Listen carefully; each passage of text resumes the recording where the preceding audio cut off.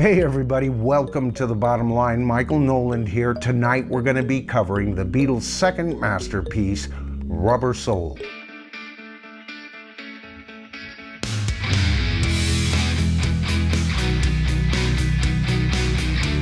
Okay, so with Rubber Soul, we see the Beatles settle firmly into what most people would consider their mid-period, a period that started with their prior album, Help. Now, like my prior videos on the Beatles albums, I always start with any singles that were recorded during the process of recording that album. And of course, the single recorded and presented to the world here is the double A side, Day Tripper and We Can Work It Out. Now, by John's recollection, it was heavily his song, but on We Can Work It Out, both writers are clearly present, with Paul providing the positive, upbeat lyrics of the verses and the chorus, and John providing the more reflective lyrics in the middle eight. But you know, I just recently found out that it was George Harrison's idea to slip that middle eight into waltz time or three-quarter time. Now, it's also interesting with these releases.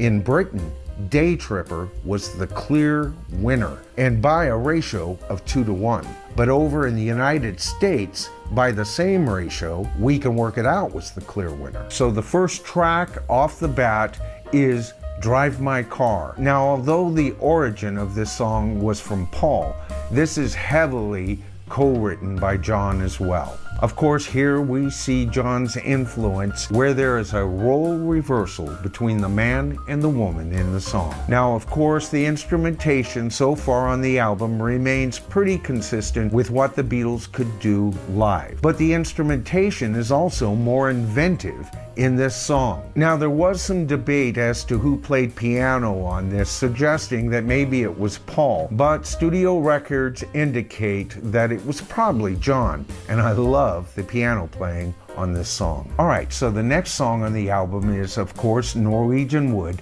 and we've got to talk about the instrumentation right off the bat.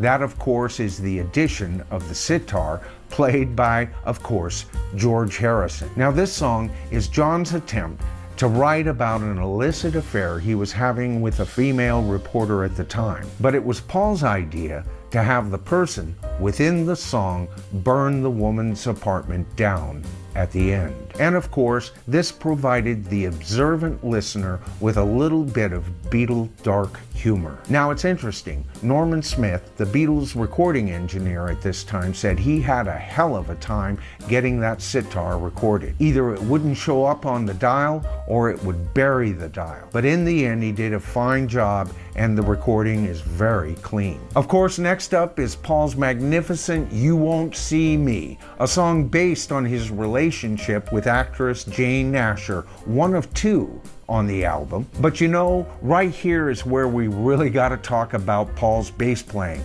not only on this song, but on the entire album for the most part.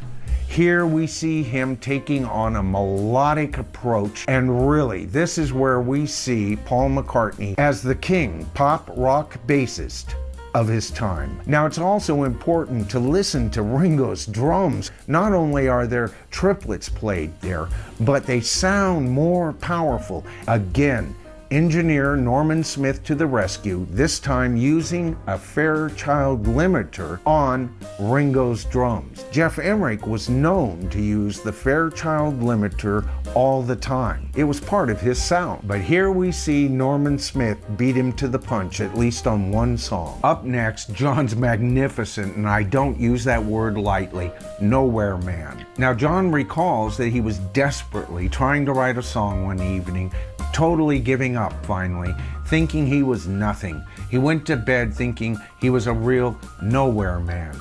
Once he had that, he said the song came in one gulp.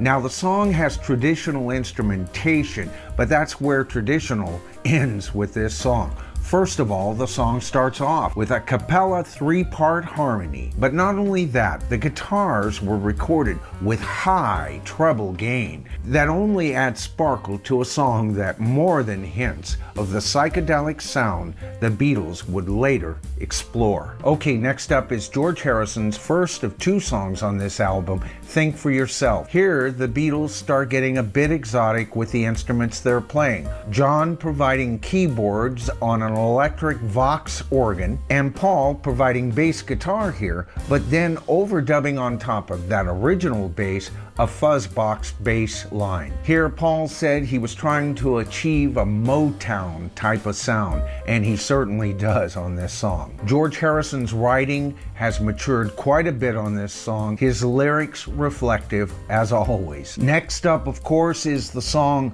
The Word, and this is originally John's song. A lot of co-composition, though, with this song as well, with Paul. Here, George Martin plays a harmonium, an instrument that he would continue to provide especially heavily on Sgt. Pepper's. Also here we see Paul playing piano on the basic rhythm track on this song, and of course on the song Michelle. For the first time, Paul overdubs his bass as an overdub instrument, something that he would do increasingly up to and through Sgt. Pepper's Lonely Hearts Club Band. Now, the song was originally, as I said, a John song, and this is the first song where he talks about love as a universal love, more or less, rather than romantic love. And of course, he would continue to explore that aspect of love in further compositions. Next up, Paul's wonderful Michelle. He had written this many years earlier. He used to perform it at parties, trying to pretend he was a Frenchman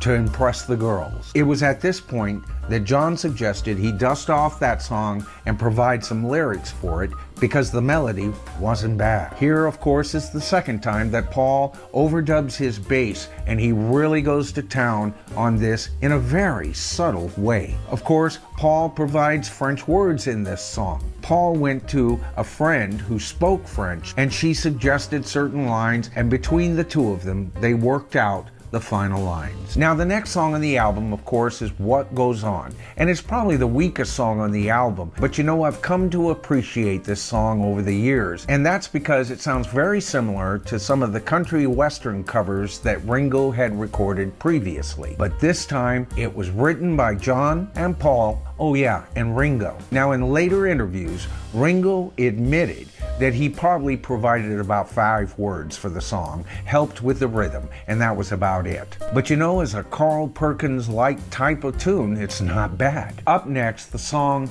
Girl by John Lennon. This song is more of a song about a dream girl by John Lennon, and in the song you hear heavy, sensual breathing before he pronounces the word girl. Now, it's interesting here. In the background, the harmonies aren't dit, dit, dit, dit, dit. Cover your ears, children, because the word they used was tit. Now, evidently, the story was that George Martin asked them, "Are you singing dit, dit, dit, dit, or tit, tit, tit?" And the Beatles replied very quickly, "Oh no, it's dit, dit, dit, George." Next up, of course, is Paul McCartney's I'm Looking Through You, the second song on the album that provides us with a bit of insight to his relationship with the actress Jane Asher. Of course, in this song, we hear hand slaps, not for the first time on the album, a trick that Paul would use throughout his entire career to this very day. All right, next up is John Lennon's song In My Life.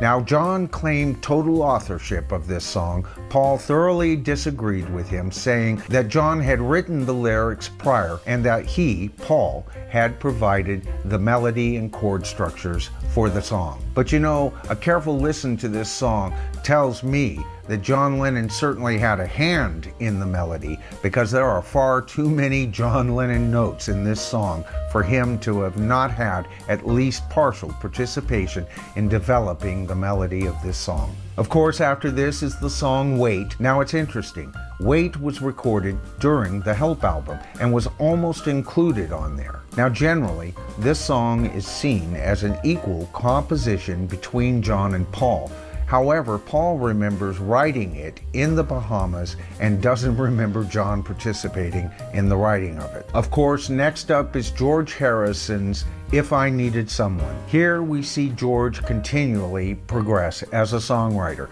George Martin provides, not for the last time, harmonium on this song, giving it just a touch more class. On the next album, George Harrison's composition play a major role, and he actually gets 3 cuts on that album. Of course, the album concludes with John Lennon's Run for Your Life, a song greatly maligned from both outside the Beatle camp and those inside the Beatle camp in later years. No, I think this song is not only authentic, but it also expresses John Lennon's headspace at the time, and I love this song. This is one of my favorite songs on the album.